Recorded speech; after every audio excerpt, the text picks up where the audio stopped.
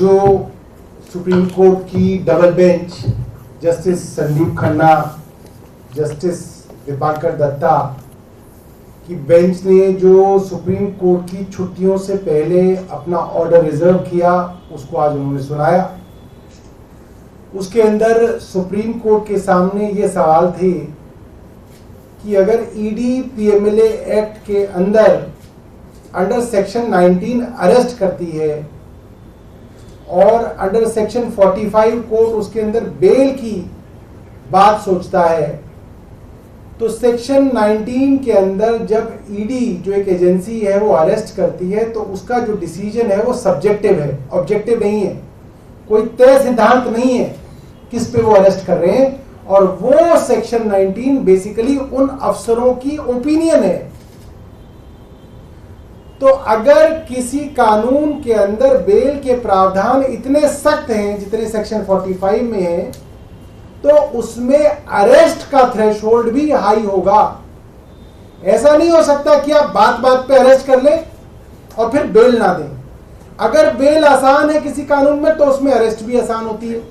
तो बेल के सिद्धांत ये है कि अगर बेल मिलना किसी कानून के अंदर कठिन है तो उसके अंदर अरेस्ट का थ्रेशोल्ड भी हाई होना चाहिए।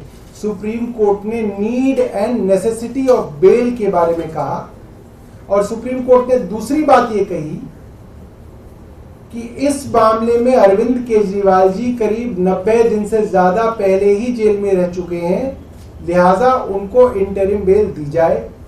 तीसरी बात सुप्रीम कोर्ट ने कही कि अरविंद केजरीवाल जी के ऊपर एक मुकदमा है, ऐसे में वो मुख्यमंत्री रह सकते हैं या नहीं रह सकते हैं, ये फैसला कोई कानून, कोई कोर्ट नहीं कर सकता। ये फैसला स्वयं वही कर सकते हैं। लिहाजा इसके अंदर कोई कानूनी बंदिश नहीं है। जो हमारे भारतीय जनता पार्टी के मित्र कूद रहे थे कि साहब वो उनके ऊपर मुकदमा हो गया, वो अरेस्ट हो गए, तो अरविंद केजरीवाल को इस्तीफा दे देना चाहिए, तो वो हाईकोर्ट में भी गए, हाईकोर्ट ने भी यही बात कही, और अंततः सुप्रीम कोर्ट ने भी यही बात कही कि वो मुख्यमंत्री रहेंगे या नहीं रहेंगे, इसमें कोर्ट कोई दखल नहीं कर सकता।